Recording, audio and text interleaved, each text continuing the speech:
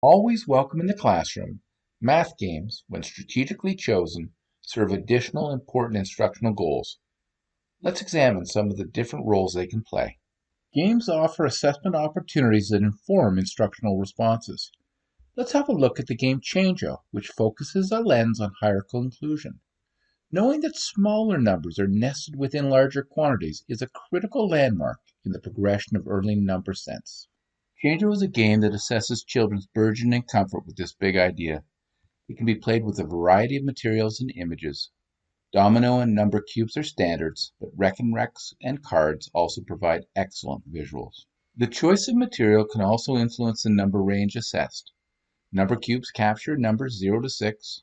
Double 9 dominoes extend the range to 9, while number cards can expand the concept to teen numbers and beyond.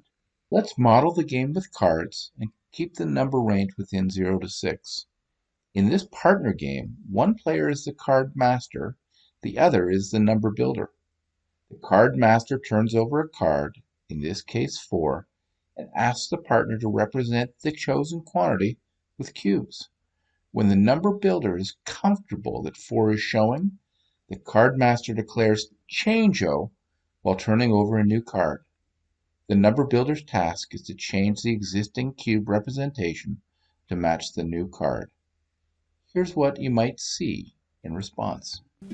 What do? Some children might just take 6 more cubes one at a time and add them to the 4. Well, they really haven't changed 4 to 6. All they've done is taken that 6 and added it to the 4 to create a whole new quantity.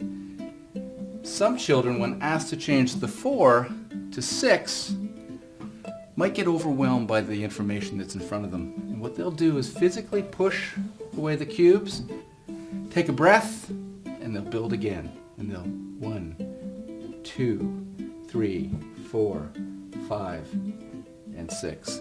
The fact that the child had to push away the 4 without realizing that 4 lives within the 6, that it's nested within the 6 and always will be, even if it's hidden, is a clear indication that that child is not an inclusive thinker. You might see children recognize the 4, leave them there, but still have to count. 1, 2, 3, 4, 5, 6. So they're progressing. They saw the 4 and left them there, but they're not yet fully ready for the count-on strategy. I would suggest using some information, using the hands, going digital. There's something about the fingers being there for children that will automatically get them to see that I don't have to remove my fingers to get to 6. I can just add 2 more thumbs. Finally, you might see children who automatically see that as 4, grab 2 more cubes and change the 4 to 6. That's because they know this relationship. They understand that 4 is 2 away from 6 and 6 is 2 more than 4. What I might do instructionally with these children just to see if they can take that level of understanding into a higher number range. So some things to look for when you're doing the Changeo activity. Some games have a narrative structure and visual components that reveal patterns, relationships, and structure to help children consolidate mathematical ideas.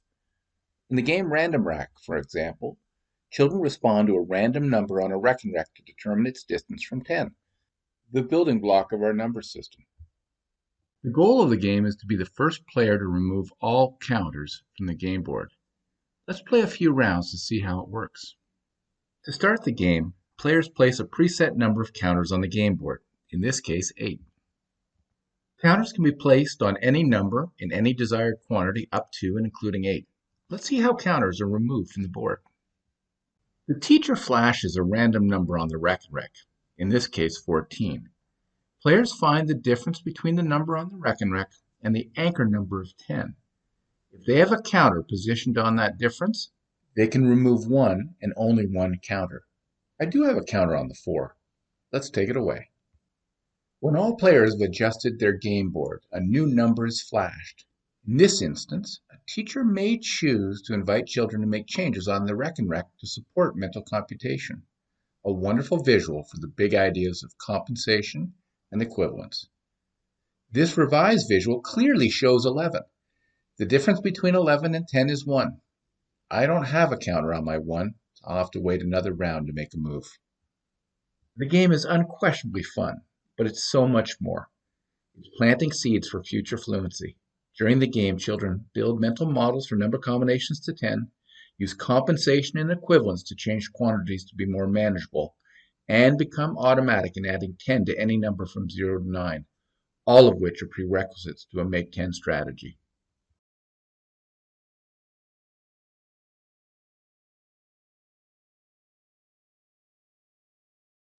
Once children demonstrate conceptual understanding, games offer purposeful practice to free up working memory for important problem-solving tasks. Wormy is an example of a favorite strategy game that's released to learners once they have strong mental models of the number bonds to 10 that have been demonstrated and developed through a wide variety of visual representation of number pairings, the Rec and Rec, 10 frames, balance scale, double number lines, and 5 and 10 anchor boards. Wormy encourages the mapping of these strong mental models to symbols, developing automaticity through play. In this game for two, children alternate turns covering two body segments of the worm that add to 10. When the worm's body is completely covered, the player with the longest unbroken segment of his or her colored counters is the winner. The close to 50 games in StrADDegy have been selected or designed to help teachers make these categorical choices: games as assessment, games for concept development, or games as purposeful practice. We invite you to take a deeper dive, explore, and have fun. Sign up for your free trial today or order your pack of 44 durable 10-frame cards designed to fit younger hands.